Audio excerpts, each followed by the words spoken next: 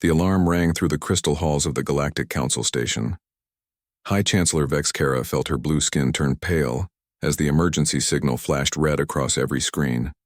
Her 4 arms moved quickly over the control panels while her large black eyes read the incoming data. Another world is gone, she whispered to herself. That makes 17 now. The message came from the outer edge of the galaxy where the peaceful Zephyrians lived. Their world was dying. The Devourers had come to their system 3 days ago. These metal monsters ate everything. They turned green forests into gray dust. They changed blue oceans into empty holes. They made living cities into piles of scrap metal. Vex Kara called the emergency meeting. Representatives from dozens of alien races filled the great chamber. The architects came first.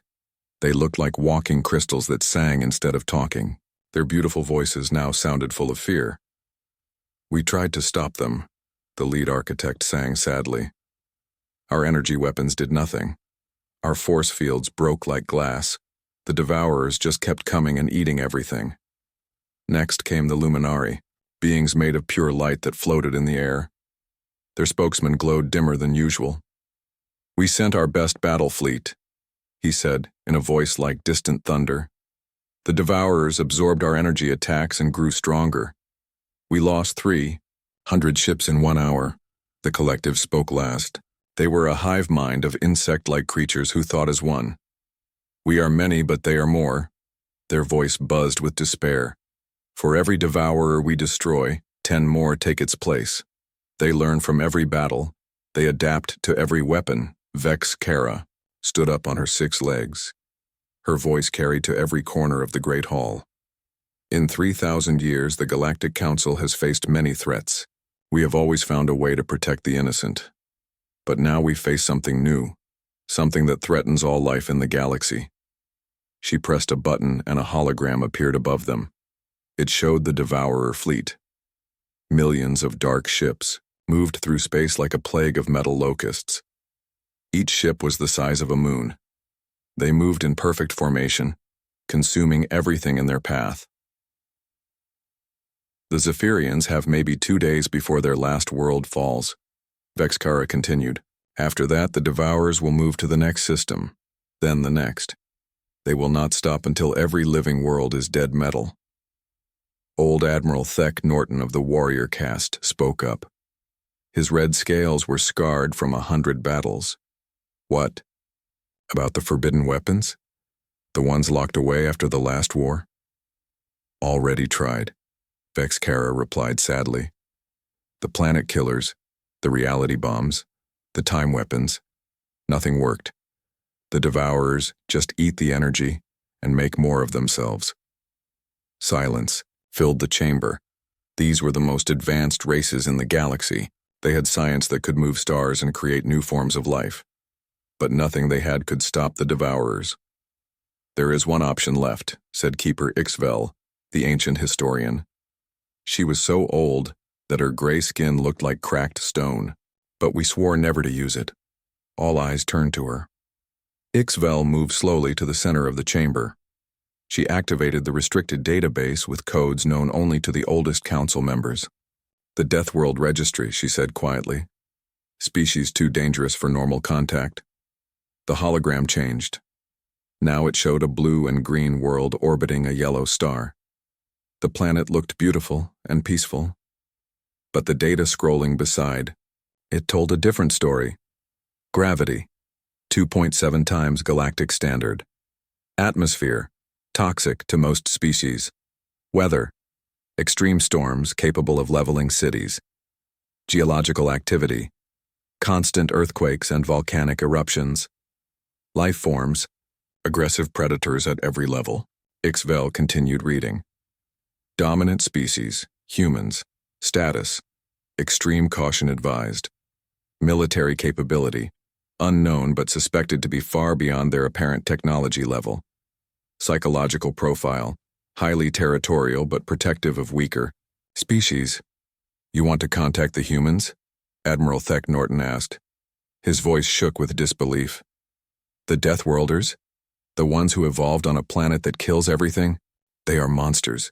whispered an architect. Their world breeds only violence and death. Maybe, said Ixvel, but they are monsters who protect the weak. Every report says the same thing. Humans will die to save others, even strangers, even alien strangers. Vexcara looked at the image of Earth. She had seen the secret reports, stories of human ships that appeared from nowhere to fight pirates, tales of human soldiers who held impossible positions to let civilians escape. Legends of human explorers who went into the dark spaces between stars and came back changed. The humans have been watching us, she said slowly. Our intelligence services know this, but they never attacked, they just watched. And sometimes they helped when no one was looking. The debate raged for hours. Some called it madness to contact a species from a death world. Others said it was their only chance. Finally, they took a vote. It is decided, Vexcara announced. We will send a message to Earth. We will ask the humans for help. As the council members filed out, many looked afraid. They were about to make contact with beings they had feared for centuries. But the Devourers were coming, and they had run, out of options. In the depths of space, the message began its journey to a small blue world where the most dangerous species in the galaxy waited in the shadows. Admiral Sarah Chen stood in the command center deep under the moon's surface. The message from the aliens played on the main screen for the 5th time. She watched the desperate faces of the Galactic Council members as they begged for help against something called the Devourers. How long since we got this? She asked Commander Jackson, her second-in-command. 18 hours, ma'am. The signal came through our deep space monitors. They sent it on every frequency they could find. Sarah nodded. Humanity had been listening to alien communications for over 50 years. They knew about the Galactic Council.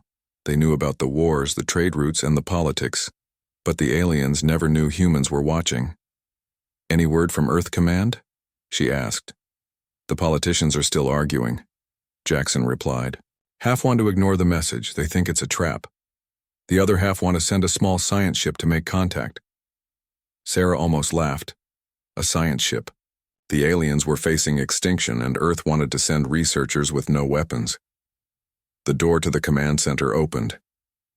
General Morrison walked in. His old face looked tired, but his eyes were sharp. He had been in charge of Earth's secret, military for 20 years. Chen, we're moving, he said simply. The president finally made the decision, we're going to help them. What's our mission, sir? Sarah asked. Full deployment. Operation Guardian Angel is now active. Morrison pulled up a star map on the big screen. We have enemy ships here, here, and here. 17 dead worlds and millions of refugees running for their lives. Sarah felt her heart beat faster. Operation Guardian Angel was Earth's ultimate war plan. It had never been used before. Most people on Earth didn't even know it existed. How much of the fleet? She asked. All of it, Morrison said quietly. Every ship, every Marine, every weapon we've built in the last 50 years. Across the solar system, things began to move. In the deep ocean trenches of Earth, massive ships rose from the bottom. They had been hiding there for decades, waiting for this moment. The water above them boiled as they surfaced. The ships were not like anything the galaxy had ever seen. They were built from metal that could bend space and powered by engines that used tiny black holes for fuel. Weapons covered every surface. These were not exploration ships or cargo haulers. These were pure instruments of war. On Mars, the hidden factories came online. Millions of robots began building more ships, more weapons, more soldiers. The red planet's surface opened like flower petals as launch platforms rose from underground. No, the asteroid belt, camouflaged bases revealed themselves. What had looked like ordinary rocks were actually weapons platforms and shipyards. The largest asteroid split open to show a space dock the size of a city. Captain Marcus Torres got the call while training with his Marines on Europa. His men were practicing zero-gravity combat in the ice caves below the moon's surface. These were not ordinary soldiers. They had been changed by science and training until they were barely human anymore. Sir, we're moving out, his sergeant reported. Full combat deployment, unknown enemy, high threat level. Marcus smiled. His Marines had been waiting for a real fight for years. They trained every day for battles that might never come. Now they had a chance to prove what humans could do. The Marines loaded into their ships. Each soldier carried weapons that could level buildings. Their armor could survive in space or on the surface of a star. They had been trained to fight in any environment against any enemy. Admiral Chen watched the fleet assemble. Ship after ship appeared from hiding places throughout the solar system. Heavy cruisers that could crack planets. Fast destroyers that moved faster than light. Carriers full of fighters that could dance between enemy fire. But the most impressive were the dreadnoughts. Only 5 had ever been built. Each one was 10 miles long and carried enough firepower to destroy a solar system. They had been humanity's greatest secret for 30 years. "Status report," Sarah ordered. 200 ships, ready for departure, Commander Jackson replied. 30,000 Marines loaded and armed. All ships showing green across the board. And the special weapons? Ready for deployment. The void bombs, reality scramblers, and quantum torpedoes are all armed and waiting. Sarah nodded.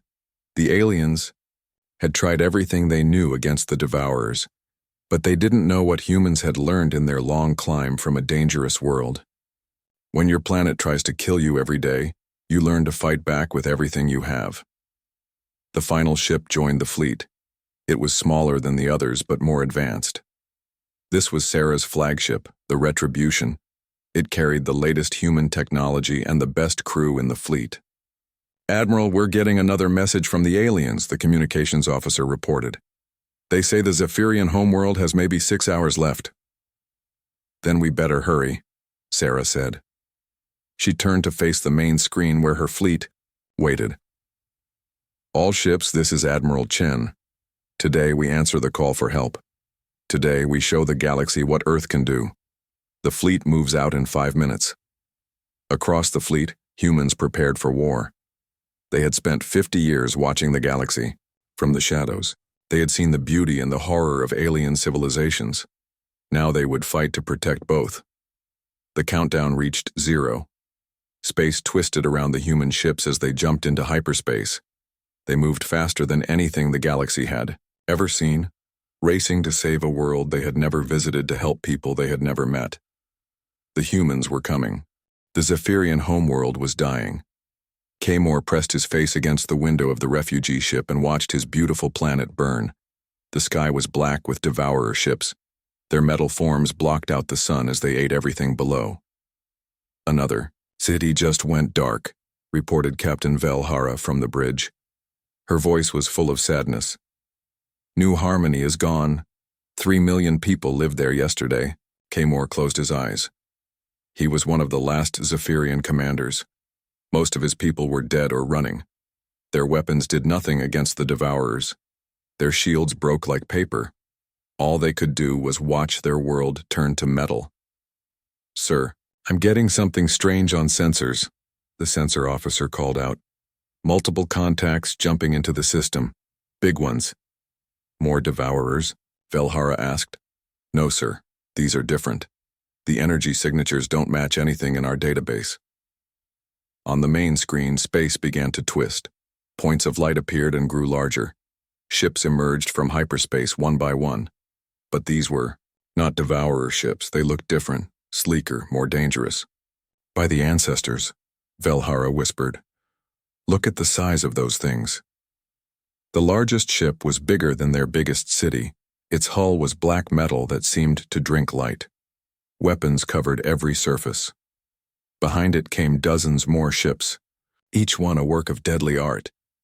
"Captain, we're being scanned," the communications officer reported. "The new ships are sending out sensor beams, but the technology, I've never seen anything like it." Across the system, other refugee ships watched the same sight. The Galactic Council rescue fleet had pulled back when the newcomers arrived. Even the Devourers seemed to pause their attack. Admiral Sarah Chen stood on the bridge of the Retribution.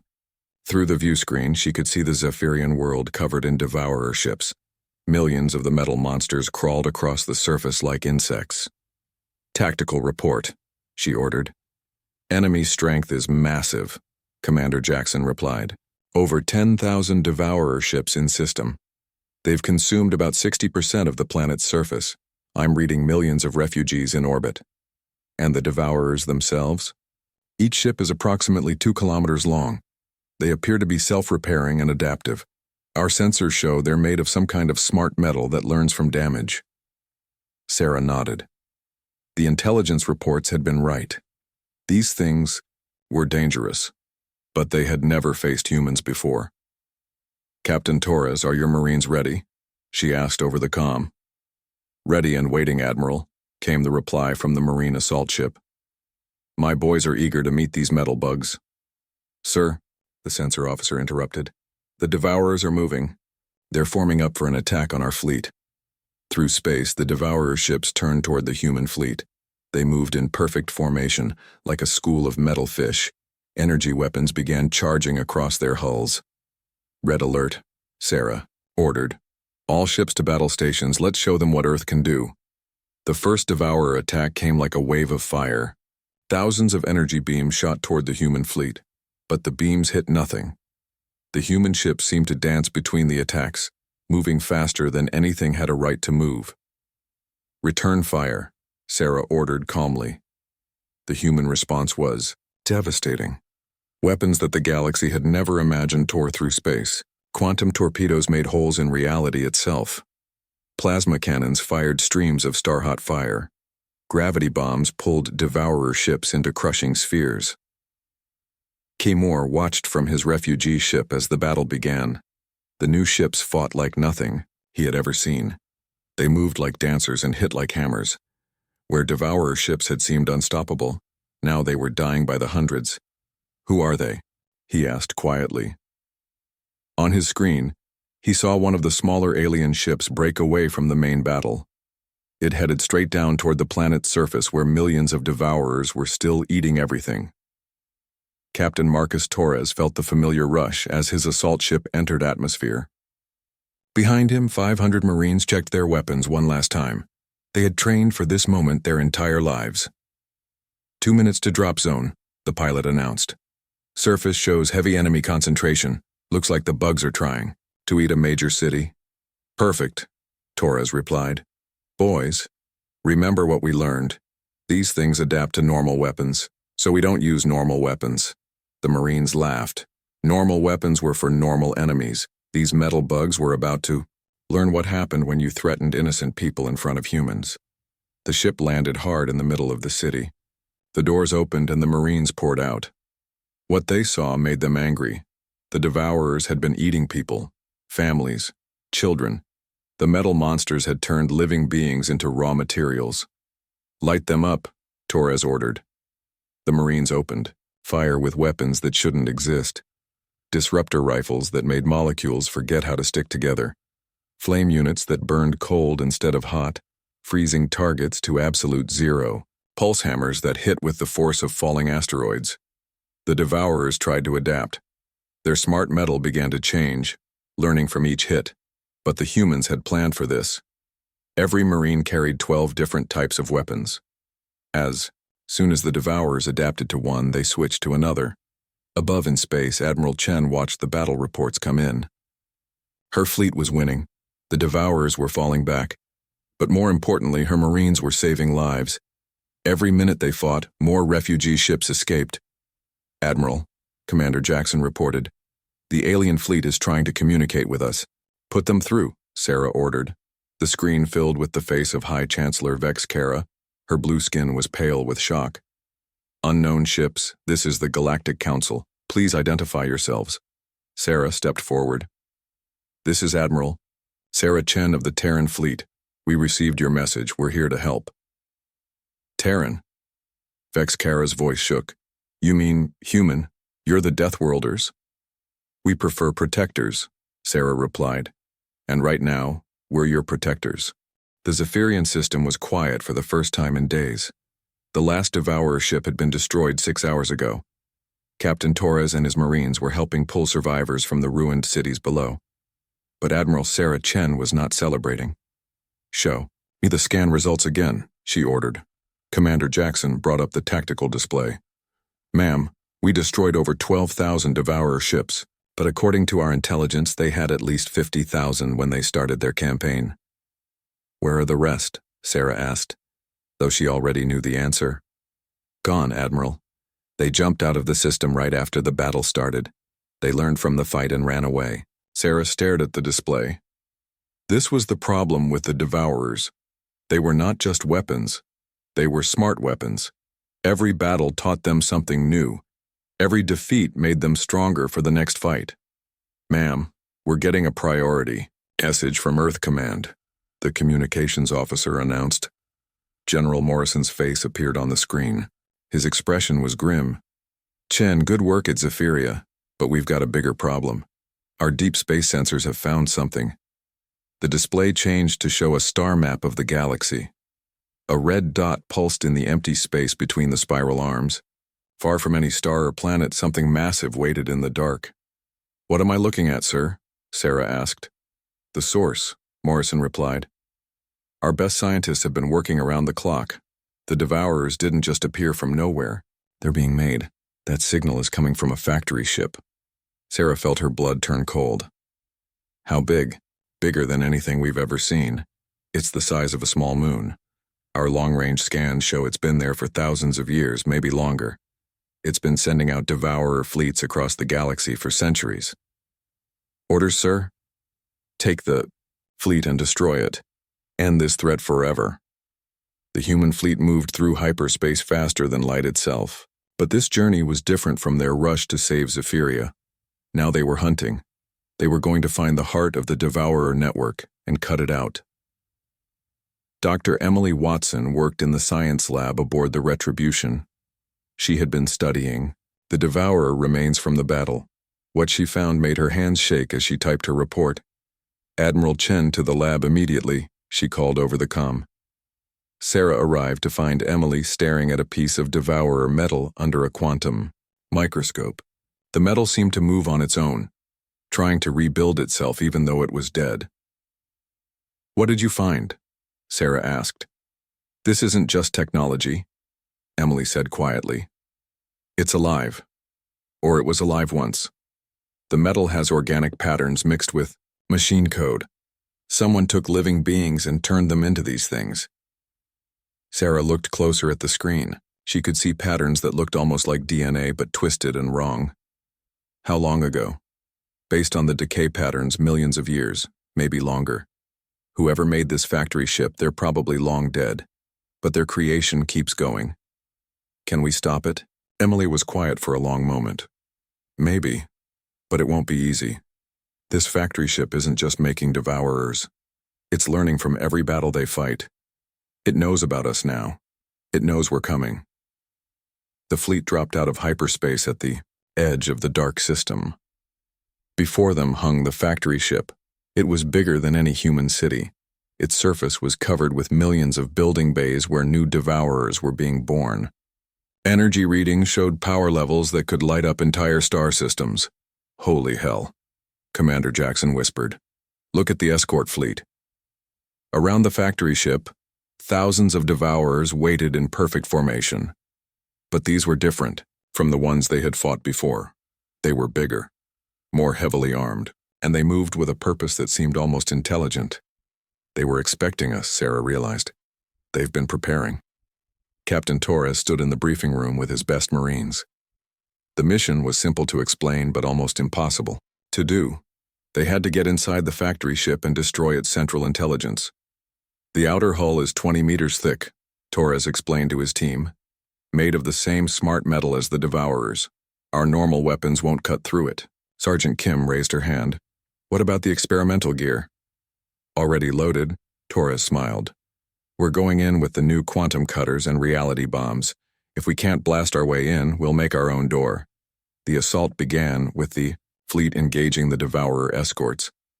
This battle was harder than the one at Zephyria. These Devourers had learned from their defeat. They used new tactics and weapons the humans had never seen before. But humans learned too. Admiral Chen had her ships use different attack patterns. Instead of the direct assault that worked before, they used hit-and-run tactics. They struck fast and pulled back, forcing the Devourers to chase them into traps. While the space battle raged, Torres and his Marines launched their assault pods at the factory ship. The pods were small and fast. designed to slip through enemy defenses. But the factory ship was ready for them. Defense systems that had slept for millions of years came online. Energy weapons that could melt asteroids tracked the tiny human ships. But the Marines had one advantage the factory ship didn't expect. They were willing to die to complete their mission. 3 pods were destroyed before they reached the hull. But Torres and 20 Marines made it through. Their quantum cutters sliced through the smart metal like it was paper. They dropped into the dark interior of the factory ship. What they found inside was worse than they had imagined. The factory ship wasn't just making devourers, it was making them from the bodies of captured aliens. Millions of beings from across the galaxy had been turned into raw materials for the metal plague. "Torres to fleet," he called over the comm. "We're inside, beginning our run to the Central Intelligence. Whatever happens, don't let this thing escape." The Marines moved through corridors filled with horrors. Devourer production lines worked day and night. Assembly bays the size of cities built new ships. And at the center of it all, something waited for them. The Central Intelligence was not a computer. It was the preserved brain of something ancient and evil. It had been alive when the galaxy was young. It had watched civilizations rise and fall. And it had decided that all life should become part of its metal empire. "So you are the humans." It spoke directly into their minds. "The Deathworlders who think they can stop me. I have consumed 1,000 species stronger than you." Torres raised his reality bomb. "Yeah, well, you never met us." The reality bomb exploded in silence. Captain Torres watched as the ancient brain that had controlled the Devourers for millions of years simply stopped existing. The explosion tore through dimensions, erasing the evil intelligence from every level of reality. Around him, the factory ship began to die. Lights went out section by section. The endless production lines ground to a halt. In space, thousands of Devourer ships suddenly went dark and drifted like empty shells. "Torres to fleet," he called over the comm. "Target is down. Repeat, the brain is destroyed." Admiral Sarah Chen felt relief wash over her as she heard the report. On her screen, she watched the massive factory ship tear itself apart. Without the Central Intelligence to hold it together, the ancient vessel collapsed into scrap metal. "All ships, this is Admiral Chen," she announced to the fleet. "Mission accomplished. The Devourer threat is ended." Cheers echoed through every human ship. Marines hugged each other in the corridors. Bridge crews shook hands and slapped backs. They had done something the galaxy thought was impossible. They had stopped the metal plague forever. But Sarah knew this was just the beginning. 6 months later, Admiral Chen stood on the bridge of her new flagship, the Guardian. It was twice the size of her old ship, and carried weapons that could protect entire star systems. Around her, the human fleet patrolled the galaxy like watchful guardians. "Report from the Outer Rim, Admiral," Commander Jackson announced. The Hegemony Patrol found 3 pirate fleets trying to raid refugee convoys. They convinced the pirates to find new jobs. Sarah smiled. Convinced was a polite way of saying the pirates had surrendered the moment they saw human ships approaching. Word had spread quickly through the galaxy. Humanity was now the dominant military power, and they used that power to protect the innocent. "Any word from the Galactic Council?" she asked. High Chancellor Vex Kara sends her daily report. 17 new species have asked to join the Terran Protection Zone this week. The Council is having trouble keeping up with all the requests. It had been like this since the factory ship was destroyed. Species after species came to Earth asking for protection. They offered trade deals, technology, even entire star systems in exchange for having human ships patrol their space. The Galactic Council had tried to maintain control at first. They called emergency meetings and passed laws saying no single species could dominate the galaxy. But their laws meant nothing when pirates attacked and only human ships showed up to help. "Ma'am, priority transmission coming in," the communications officer announced. "It's from Earth." President Martinez appeared on the main screen. She looked tired but proud. Behind her, Sarah could see the flags of dozens of alien species hanging in the UN building. "Admiral, I have news. The Galactic Council has officially dissolved itself. They voted to transfer all peacekeeping responsibilities to the Terran hegemony. Sarah wasn't surprised. The Council had been losing members every week as species chose human protection over alien politics.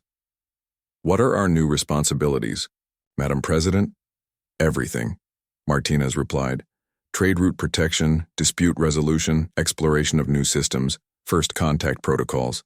We're officially the galaxy's protectors now. And the military budget? Unlimited. Every species in the hegemony is contributing ships, resources, and technology. We're building the largest fleet in galactic history. After the call ended, Sarah walked to the observation deck. Through the transparent aluminum windows, she could see dozens of human ships on patrol. Mixed among them were vessels from allied species.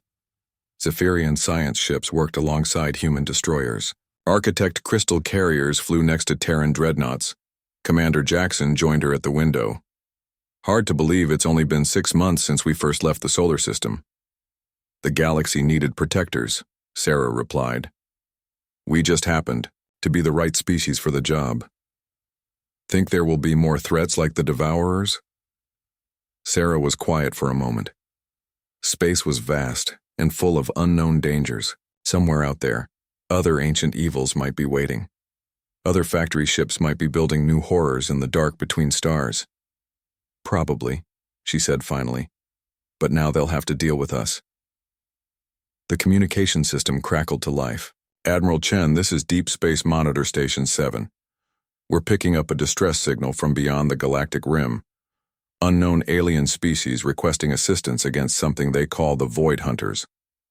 Sarah exchanged a look with Jackson. Another threat. Another species in need of help. Another chance to prove that Earth would answer when people called for aid. Do we have ships in that sector? She asked. The 6th Fleet is 3 days out. They can reach the signal's origin in 48 hours. Sarah thought about the crew of the 6th Fleet. Young men and women who had grown up hearing stories of the Devourer War. Marines who trained every day to protect people they had never met. Ship captains who would fly into the unknown without hesitation if lives were at stake. Send them our response, she ordered. What should I tell them, Admiral? Sarah looked out at the stars where her fleet patrolled. Somewhere in that darkness a new enemy was threatening innocent people. But they would learn what the Devourers had learned. They would discover what happened when you threatened the weak while humans were watching. Tell them Earth has heard. The call, she said. The fleet moves out. Across the galaxy, human ships changed course toward the new threat. Behind them, alien civilians slept safely under Terran protection. Children played in parks while human Marines stood guard. Families traveled between worlds knowing that if pirates or monsters attacked, the Deathworlders from Earth would come. The galaxy had new guardians now, and these guardians would never stop protecting those who could not protect themselves. The vast darkness of space. Admiral Sarah Chen's flagship jumped to hyperspace. Behind it followed the largest fleet ever assembled. They were heading toward another battle, another enemy, another chance to show the universe what humans would do for strangers in need. Earth had heard the call. The fleet was moving out and the galaxy was safe.